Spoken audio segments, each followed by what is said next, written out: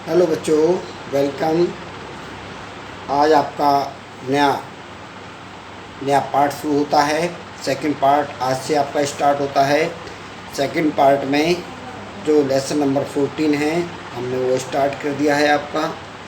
और इसमें आपका ये लेसन का नाम है आपका refraction at A spherical surface, refraction of light at spherical surface. ये आपका लेसन का नाम है और लेसन आपका 14 है। और आज आपकी 2 तारीख हो चुकी है। 2 सितंबर को मैं आपका ये चैप्टर स्टार्ट कर रहा हूँ। और ये चैप्टर काफ़ी बड़ा है और इसमें से आपके 2 क्वेश्चन आते हैं, एक थ्योरी में एक न्यूमेरिकल में। 2 क्वेश्चन पक्के हैं इस चैप्टर में से और इसे अच्छी तरह आपको समझना है। ये नोट्स मैंने आपके लिए बनाए हैं, ये बहुत अच्छे महत्वपूर्ण नोट्स हैं जो आप अच्छे मार्क्स प्राप्त कर सकते हैं। ओके, अब देखिए, expression for the refraction at A concave spherical surface. ये मैंने क्वेश्चन दिया है, इस तरह का क्वेश्चन पेपर में आता है, तो इस क्वेश्चन को सॉल्व करना है आपको। अब हमने कहा है refraction at A concave surface. अब हमने एक कॉनकेव सरफेस बनाई, ये कॉनकेव सरफेस ग्लास की बना दी। इधर हमारा रेयर मीडियम हो गया और ये हमारा डेंसर मीडियम हो गया।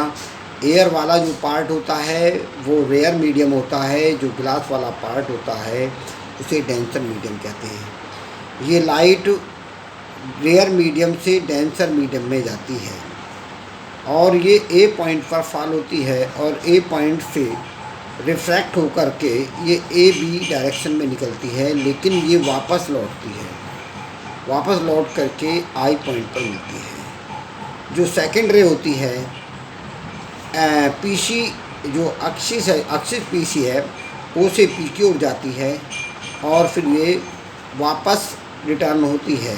After refraction is return. और ये दोनों रेज से हमारी आई इमेज, वर्चुअल इमेज बनती है।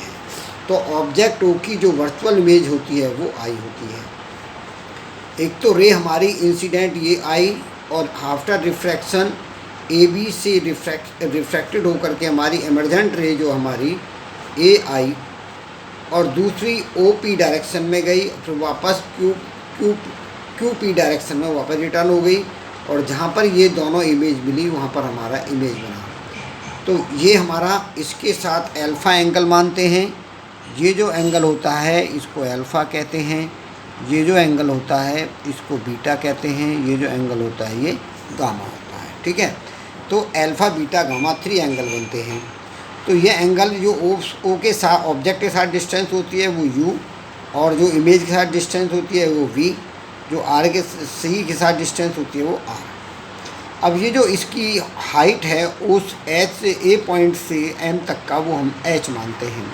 तो हमारा ये ट्रायंगल 90 डिग्री वाला बन गया। 90 डिग्री में हम देखे हैं tan थीटा की वैल्यू h/r होती है। तो ये इसका, क्योंकि डायमीटर इसका कम होता है और डायमीटर कम होने के कारण टेंजेंट हटा देते हैं, तो टेन गामा की जगह टेन गामा रखते हैं, गामा इक्वल टू h/r। इसी प्रकार दूसरा ट्रायंगल लेते हैं, तो यहाँ टेन अल्फ़ा h/u। फिर हम तीसरा एंगल लेते हैं h/v। तो इस तरह से हम इनमें अल्फ़ा बीटा गामा का रिलेशन कैलकुलेट करते हैं। ये तो आपका डायग्राम हुआ। अब डायग्राम को समझा, हमने डायग्राम समझ लिया। इसमें ये प्रिंसिपल एक्सिस है, ये इसका एस पी एस डैश, ये कॉनकेव स्फेरिकल सरफेस है। तो हमने देखिए लिखा है यहाँ आपको, suppose S P S dash be a concave reflecting surface separating by a rare n1 from denser n2 medium. तो रेयर मीडियम से डेंसर मीडियम में करती है। Let a point object O be placed on principal अक्ष P C. जो हमारा object O है वो प्रिंसिपल अक्ष पर रखा है। Okay, an incident ray O A after the refraction refracted ray A B to refracted ray A B and P Q A P Q when produce backward meet at I. जो वापस लौटती हैं दोनों A B and P Q when produce backward met at I, then which is the virtual image, तो ये हमारी virtual image बनती है।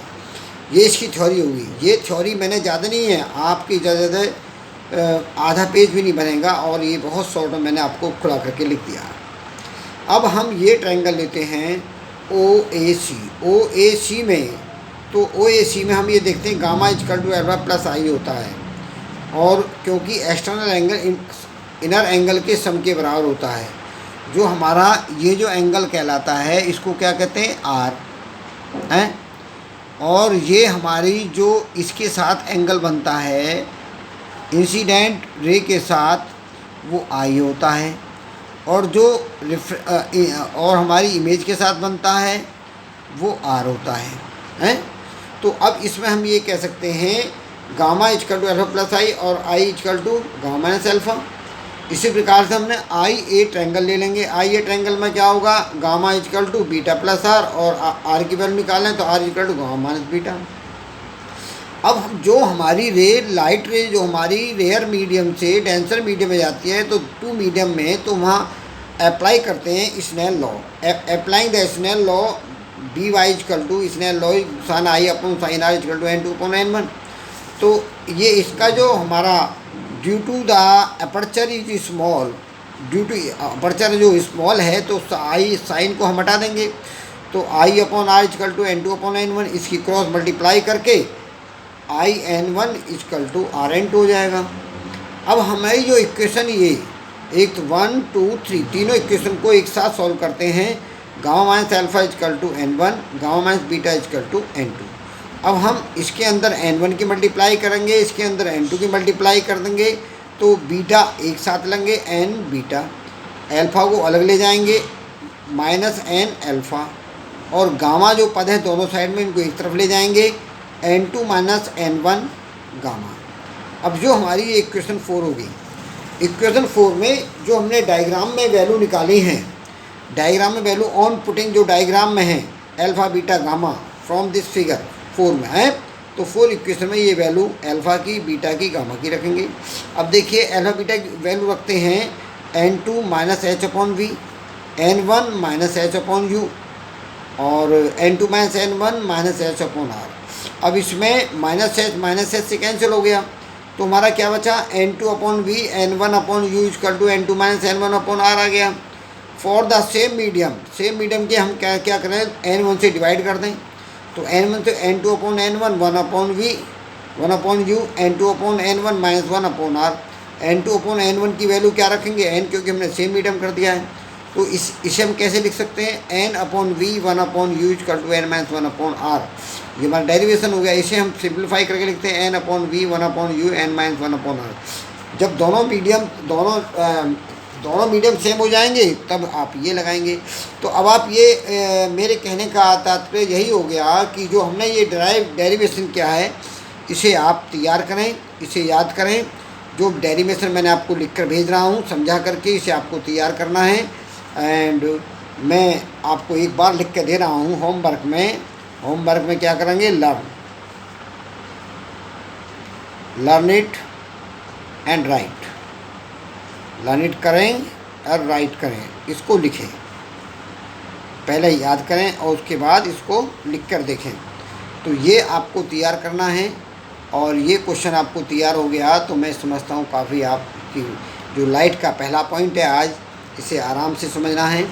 तो देखिए, किसी भी ऑब्जेक्ट से 2 रे जाती हैं, इंसिडेंट रे 2 होती हैं और रिफ्रैक्टेड रे भी 2 ही होती हैं। 2 रे से इमेज बनती है। जो ऑब्जेक्ट से 2 रे जाती हैं, आफ्टर द रिफ्रैक्शन 2 रे मैट एक पॉइंट पर मिलती हैं, तो वहाँ पर हमारी इमेज बनती है। तो आप याद रखना, ऑब्जेक्ट से कितनी रे जाएंगी, मेनली रे 2 जाएंगी, और जब मेनली रे 2 जाएंगी तो रिफ्रैक्शन के बाद रिफ्रैक्टेड जो रे होंगी वो 2 होंगी, और जब वो दोनों रे एक पॉइंट पर मिलेंगी वहाँ पर हमारी इमेज बनेगी। ठीक है, तो ये आप याद रखना है। 2 रेस से बनी है, एक हमारा ग्लास मीडियम है, एक हमारा एयर मीडियम है। इससे हमने डेरिवेशन तैयार किया है, इसे सब तैयार कर लेंगे और याद करेंगे। उसके बाद आपसे कल मैं पूछूँगा। ओके।